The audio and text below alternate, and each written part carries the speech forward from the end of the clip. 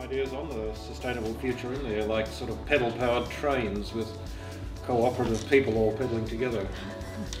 So here's Sean McMullen. Put your hands together. Okay, now this is going to be really what I've alluded to already, the science fiction aspect of the future and how basically you can influence the future with a decent story, but it's also about youth in the future as well. Now, 50 years ago the future was rather different. If you go back to 1962 and catch me on the way to school, you can imagine the following conversation. Hello little boy, what do you want to do when you grow up? Well, if I grow up, I'd like to be a scientist or an engineer. I wanted to be a scientist. My engineer father, Scottish, wanted me to be an engineer. Now note the first word, if. Back in 1962, the world faced mutually assured destruction. An atomic war lasting roughly half an hour. And every time a military jet flew over the school, we'd wonder if it was the beginning of the end. I remember that quite clearly. Kids really getting quite nervous.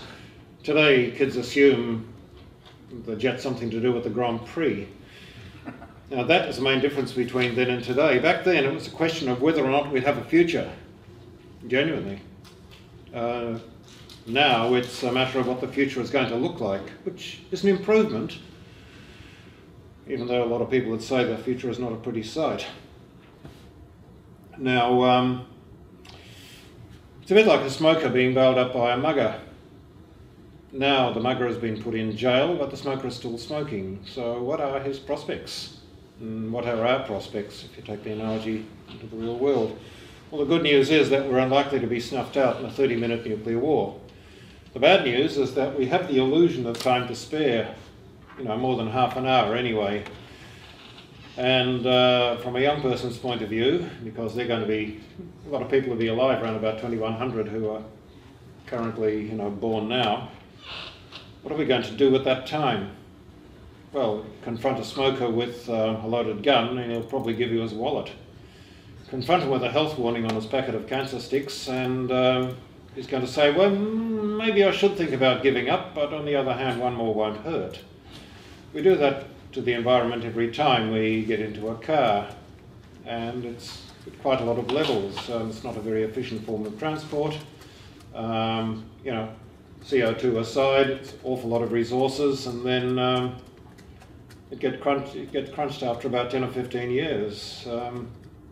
And the resources which you use to build it, either into landfill or occasionally, do get recycled. So quite obviously modern infrastructure ties us to the car and quite a lot of other very wasteful things. And it's a matter of what do we do to actually make a better future, given the fact that we actually do have a future now. Okay, so let's play the devil's advocate, and I've already presaged this.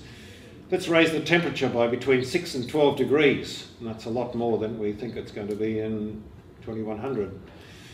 And raise carbon dioxide by 400%, which, also, a long way in the future.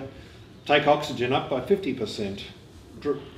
Raise the ocean 200 metres, that's 600 feet. It's a long way. And make the ocean considerably more acid. 7.9 pH. Now, it's pretty frightening and it's way above what any of the current predictions are showing, but it's the way it was in the Cretaceous period about 100 million years ago. Okay, based on those figures, like we're not going to be like Venus, the planet isn't going to fry, and as far as the Cretaceous dinosaurs concerned, well, they thought the weather was great. Steven Spielberg recently did a television series, The Outcasts, which basically has got human beings sent back to dinosaur times and living and working there. A bit hot and sweaty, but people cope. So a warmer climate and elevated sea levels, it'd be uncomfortable but bearable. And that's way, way worse than is predicted is going to happen. Okay, the problem is infrastructure, because 6 billion humans are very finely tuned to the way the world is now. And the way the conditions are, and you change the conditions ever so slightly and we get billions of dead humans. Okay, you remember that most cities and quite a lot of the agricultural land is actually, round about near sea level. And there's a whole heap of other factors like that which can be very easily disrupted. Okay, so we've got time to fix things. Well, wrong. We saw with the carbon tax, lobbies all say that it's going to raise electricity prices 3%. You take that to any other scenario of any other resource, and you get much the same thing. Very powerful reasons for not changing things, and for even running the system a little harder than we're running it now. So as we've seen, there's nothing wrong with living in a Cretaceous-style world. There was no problem for the dinosaurs, but there are quite a lot of problems for us. And number one is the crops don't cope very well with those conditions. Most crops are temperate-based and don't really like a huge amount of rainfall unless we change to a different type of crop. But that takes a lot of work. Okay, people don't cope very well with raising temperature either, so unless you've got very good air conditioning, you get a lot more dead from heat prostration. Most of the cities are pretty close to the coast, and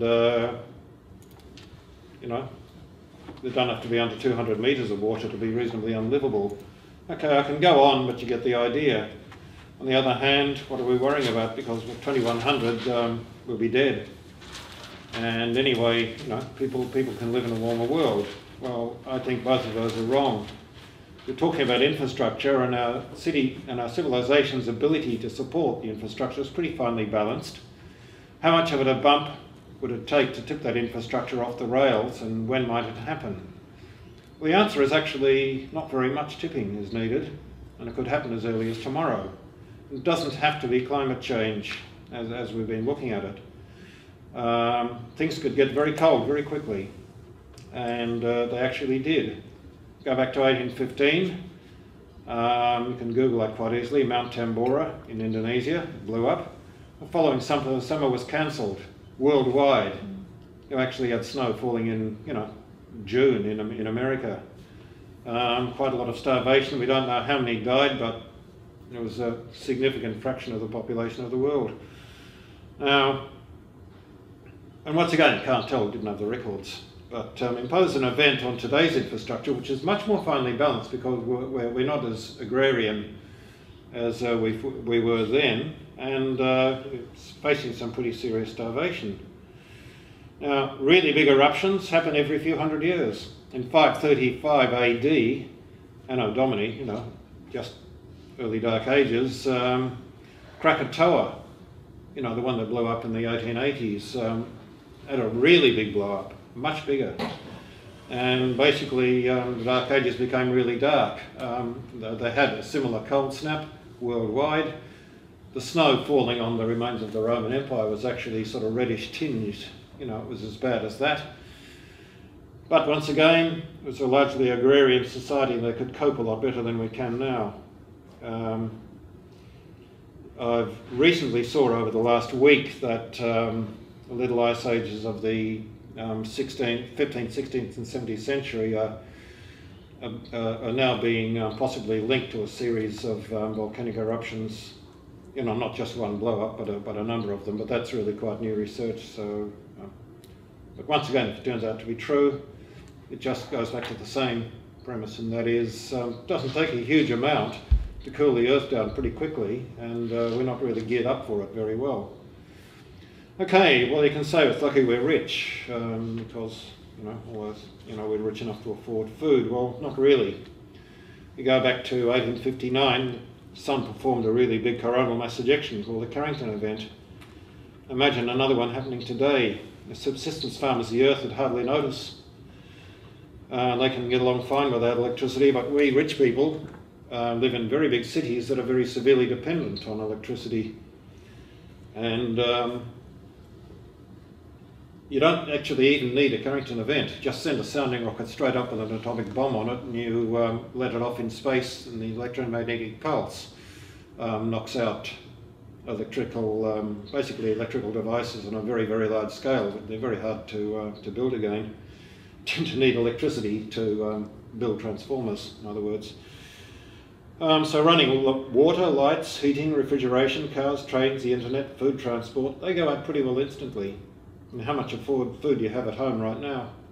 How long do you think it can last? I wouldn't bother hoarding, because one thing we've noticed, societal breakdown, is that armed gangs form within about a week, and they love visiting hoarders.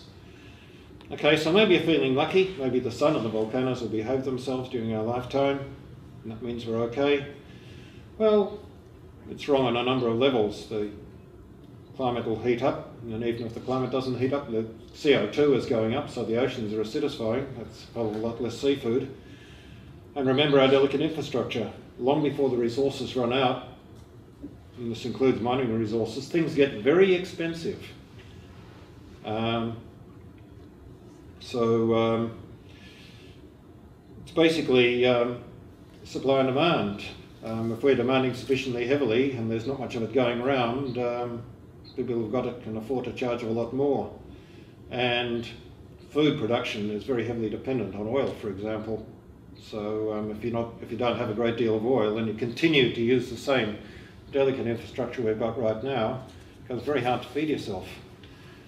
Okay, so all the foregoing is real science, and basically just ordinary economics.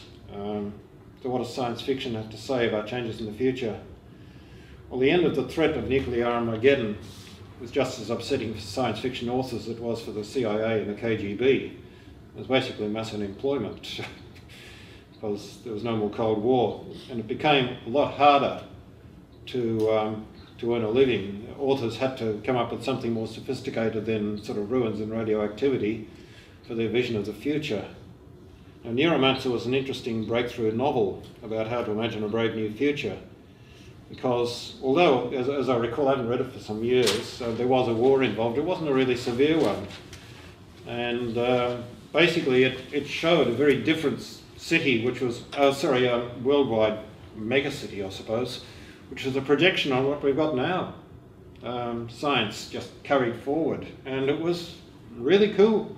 And the sullen teenage kid in his bedroom could dream of causing chaos to millions or billions even, and bringing down large corporations and upsetting the military just by a few keystrokes on his on